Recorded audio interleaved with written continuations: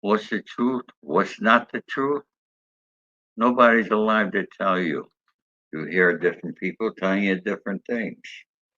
Okay? I've heard different things. I was in a room with some of those names that I mentioned previously. Uh, sometimes in life, you got to be careful who you cross because you never know who you're crossing. It might be the quietest guy, but it might be that quiet guy that's going to do the most damage. So you don't know. Very, very wise words. Do you think that the CIA contracted the mob with JFK? The CIA is involved, absolutely. I believe it was the CIA that put Johnny Roselli, okay, in that barrel down in Miami, all right, to kill him. Uh, Johnny Roselli, he was very powerful individual, very smart, well liked in Hollywood, had a lot, he was a powerhouse out here in Las Vegas, okay? And people don't realize how close he was to Howard Hughes. Now, back in the day, Howard Hughes was who Elon Musk is today, I guess. Okay. Howard Hughes was, I remember back in the day, were only 3 billionaires in the world, and Howard Hughes was one of them. Okay. But when he went into Vegas and started buying hotels, he couldn't just buy them like that. All right. Jimmy Roselli arranged it with, boy, I'm going blank on the name. The guy that was with a former CIA guy that was with Howard Hughes. His name had come to me. Uh, Forgive me, folks. I am 80 years old. I do have a senior moment once in a while, not like Joe Biden, but uh, I can't remember his name. But then again, so that same CIA agent is when they wanted to get rid of Castro and how all that began. It all works and ties in together. Okay. I happen to know that the CIA, they use guys like myself and others for certain things when they wanted something and needed something done. Okay. It's not like they did it once, they did it many times. Okay. They're very smart back in those days, anyways. I don't know how they are today. I stay away from that there. Uh, Keith wants to know if you knew Jack Ruby. no, I did not know Jack Ruby, but there's another name. Jack Ruby was very well mob connected. Okay, so it was no accident. Okay, it's no accident that Ruby was at the jailhouse that day and killed the guy that they think shot Kennedy. Oswald. So Chantel, have you watched Oliver Oliver Stone's Stone, movie JFK? JFK, accurate. I can't even remember it. I did see it. I happen to know Oliver, nice guy. Uh, I can't really talk about that, whether it's accurate. Oliver does a good job and he does great research. So I'm going to assume it's fairly accurate. Were you ever close to Frank Sinatra, and did he have a few people whacked?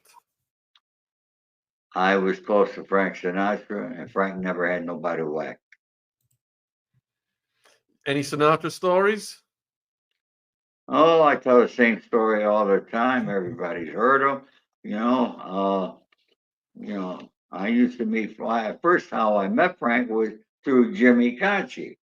because Jimmy Kachi and guys down, Jimmy was the boss of Palm Springs. They took all the action. Frank was a big gambler. And one time he lost $500,000 in one weekend.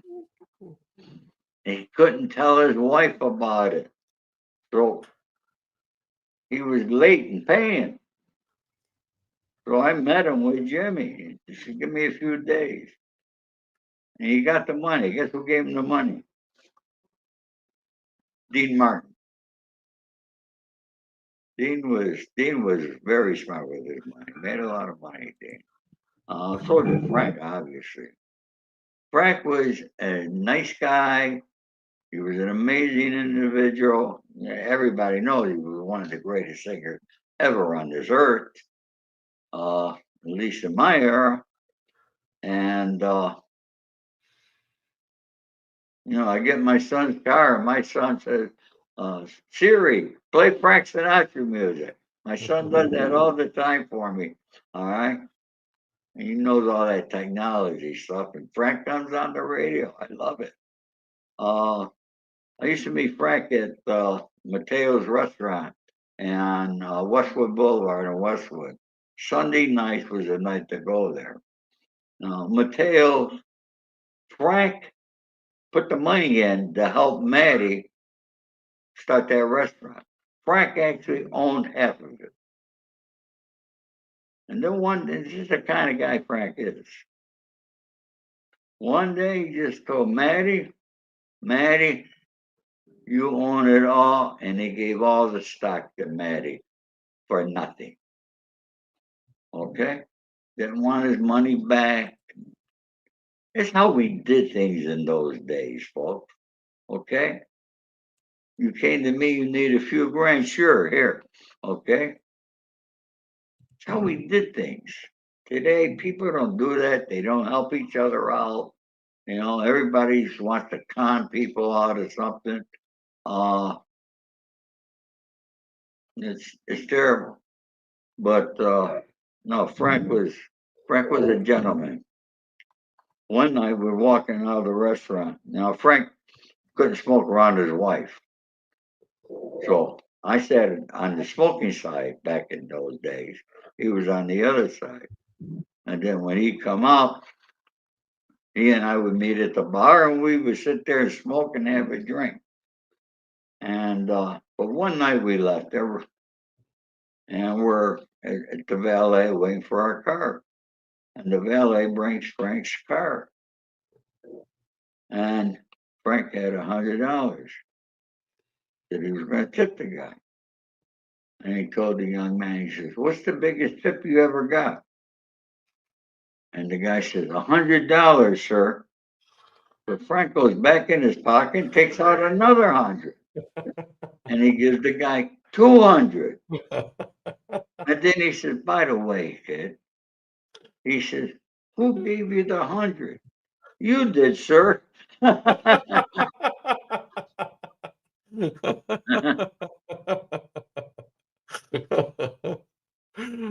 You're getting asked if you've heard of Clive Davis. Clive Davis. I met Clive Davis, okay, when he was showcasing Alicia Keys. I think it was at the Rainbow on Sunset Boulevard here. That was a long time ago. And I'm going to tell you, I'm so tone deaf, you wouldn't believe it. That he was showcasing, she wasn't big. And I made a remark to somebody. I said, I think this is going to be Clyde's first failure. Oh, boy, was I wrong, huh? Getting asked about Nat King Cole. Nat King Cole. Oh, I used to listen to him at San Francisco at the Fairmont Hotel. Yeah, he was amazing. Yeah. What about Woody Harrelson? Sorry, keep going. Woody Harrelson's dead. No, I didn't know him. No, he's doing life in prison. What were you going to say about Nat King Cole? Sorry. No, I wasn't going to say nothing about. I didn't really know him. I used to listen to him. I met them, but that's about it. I met a lot of people, but could I say I know them? Huh? What about Jimmy Hoffa? Jimmy Hoffa. Jimmy Hoffa. I can tell you this: Jimmy Hoffa was never put in a barrel and delivered in New York. Okay, not in a million years. I venture to say that Jimmy Hoffa, from when he was picked up at that restaurant, all right, died within 30 to 40 minutes afterwards, and that his body was put in an incinerator and burned, and they will never find him. And to back that up, there was a place with incinerators that happened to have a fire a few weeks afterwards in Detroit.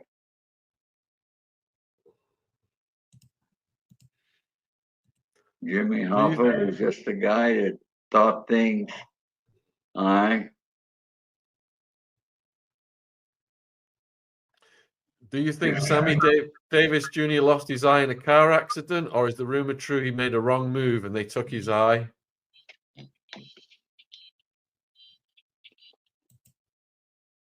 no, he lost in a car accident. Okay, just like they say. There's so many conspiracies. All right, all right. And did I ever meet Elvis Presley personally? No, I did not. Uh, but back in the days when he was in Las Vegas at the International Hilton, I'll tell you a little story. I used to go to Stardust, and I was there with my wife, my cousin, and his wife. And me and my cousin were gambling. We had reservations to see Elvis. And me and my cousin were already dressed, and the girls come out, they're dressed. They said, we're all ready. I said, all right, you got a lot of time. You girls go over there, we'll meet you at the Hilton, all right? So me and my cousin, we get done, we go meet them. There's a long, long line waiting to go in to see Elvis. And there's my wife, Antoinette, and my cousin's wife. His name happened to be her name was Antoinette also. And they're at the end of the line. And I go, what are you doing back here? You don't have to wait in line. Come with me. So they come, we all go, we get to the door. Mr. Spado, how are you? We have your table ready right there in front of the stage. Could have touched Elvis. We didn't, of course, but I'm going to tell you, he was awesome. I did get to meet his wife, and I was good friends with his left hand man, Joe Esposito, all right, who we met. Joe was originally from Chicago. They met when Elvis was in the army. He was Elvis's, I said left hand, he was his right hand man. Okay, and he's the one who found Elvis dead in Memphis at Elvis's home. Chantel, what was the best decade of your life and why? Best time of your life. The best decade of my life.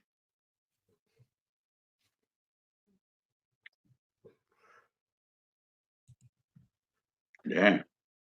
I got to tell you something. I would not give up for anything. My younger years, growing up in a small town of Rome, New York, with my mom and dad, those were great times. Uh, my time in the military, I try to look at life as though my life is a good life. I lived a different life than most people. I've been involved in a lot of different things.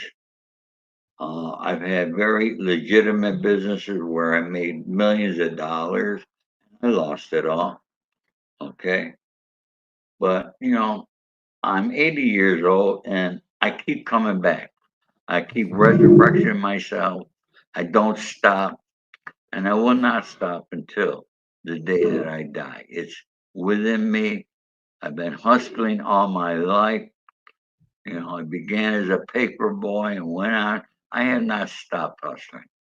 And it's just something that I love doing. It's the idea, it's the game. Uh, you know, of course, I'm in a new era here that I don't like. I do not like technology. I hate technology. And I think technology is going to be the thing that will destroy the world. It's not going to be a great fire or a big flood. Okay.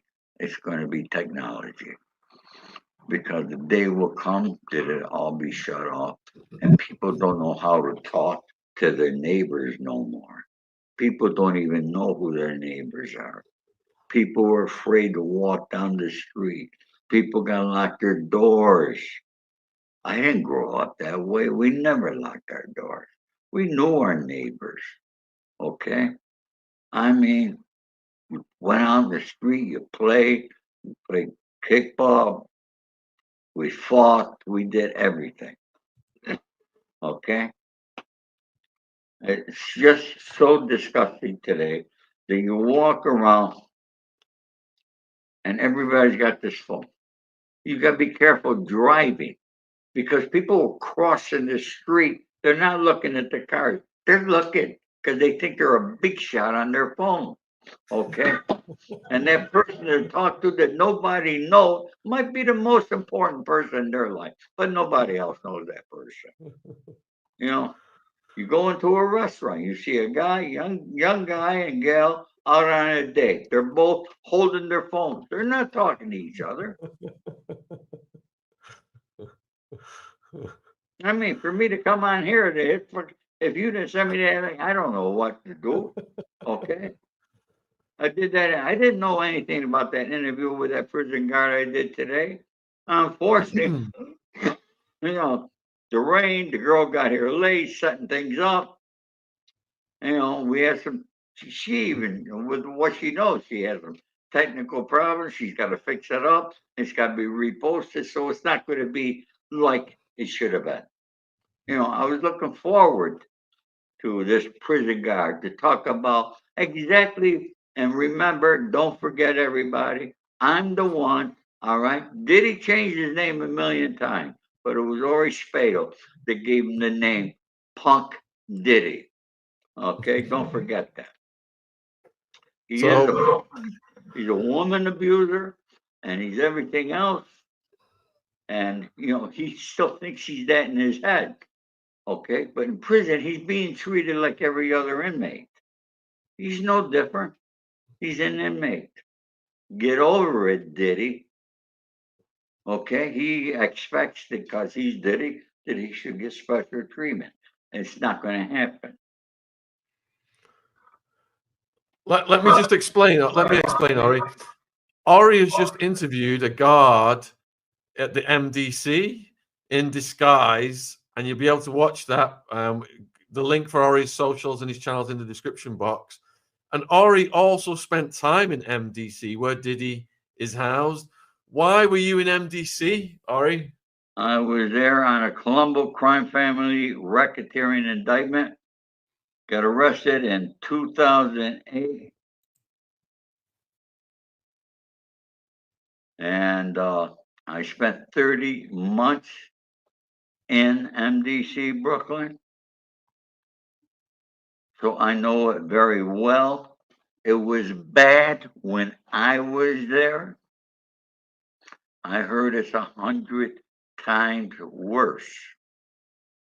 Now, there's two buildings there, the east and west. We refer to them as the old and new. The old is dorms. It's just one giant big room that's got like 120 guys in it. Your bathroom, your kitchen, your toilets, everything in one room. So you can be going to the bathroom and somebody's eating, all right behind you. All right. That's how it was. In the wintertime, they had the heat on so high, you couldn't take it. And then in summer, the air conditioner was so cold you froze all the time. So there's no comforts about being in prison. But like she said, because she remembered me. He remembered me. We changed her voice to a female. But remember when I was there, I accepted the fact that I was in prison. Okay? And there's certain rules in prison. Keep your mouth shut. All right? I never ask another person. I never say, hey, Sean, what'd you get indicted for? All right? And I don't go up and say I got indicted for this. Okay? Because you don't know who you're talking to in prison. Because you might be talking to a rat. So you got to be very careful. But you got to be respectful. You got to be respectful of other inmates, no matter who they are. And, it's a mindset. You did time, Sean, so you know. Okay? This is what it is. So you got to get used to it. Will a guy like Diddy ever get used to it? I don't think so. Okay? He better, because I think that's where he's going to be spending the rest of his life. But I don't think he could. Mentally, he'd never be able to take it. What was the most surprising things that this prison guard told you that was working at MDC? He said that he is being treated like every other inmate, no differently. He initially was complaining about everything several times a day. And when he complained or talked to a guard, he would take down the guard's name and badge number and kept everything in a little book. Now, as I said in the interview, I presume his lawyers told him to do that because they were trying to build a case to get him out on bail of how bad the prison is. Come on, lawyers, give me a fucking break. Okay? What do you think prison's going to be about? All right? You're not going down to the Riviera. All right? I mean, Jesus Christ, you're in prison. They would have to free everybody because the conditions are so bad. We got some of the worst prisons here in the United States. Although you got them bad over there in England too. Okay, but we got some of the worst prisons. I don't think they ever put a nickel to fix anything in these prisons. I mean, but maybe in Diddy's, and then people are telling me Trump is going to pardon him. Okay, where do these people come out with this stuff? That Trump's going to pardon him. I mean, give me a break. You know what that would do to Donald Trump if he pardoned P. Diddy? Forget it. No way. He might have had a shot with Joe Biden, okay? But Biden's gone. He ain't coming back. Oh, Christ. I swear to God, the stuff on YouTube that people come up with, Diddy was rushed to the hospital. No, he wasn't rushed to the hospital, folks. Okay? They took me out. You know how many times I had to go see doctors and be at the hospital? I had a stent put on it in Presbyterian Hospital in Brooklyn. All right, they had to take me out one day. I got to tell you this story. This how guys like us, we accept things, okay? They take me out, I'm chained, I'm shackled, I'm in the back of the van. I know instantly I'm going to be in that van all fucking day because the prison guards, okay? Even though when you're through with your appointment, they don't bring you right back to the prison. They drive around New York, they'll stop, they get a hot dog, a hamburger, never offer me a goddamn thing. Okay. But there's one time they bring me to NYU and New York University Hospital. And, you go in the side door, I'm chained, I'm shackled. Okay. And they bring you in the side door to the elevator. And we're going up like to the 5th floor. Now here I am, chained and shackled. I'm against the wall. One guard here, one guard here, each side. The elevator stops on the 4th floor, and there's like 10 people that want to come on, and they're all looking at me. And I go, "Can you imagine?" I said, "All this for a speeding ticket?" And the guards just bursted out laughing. I mean,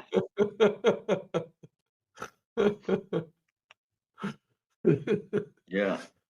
Yeah, it's not a picnic, And then when I had my stump put in, I am got a cuff on each one of my arms.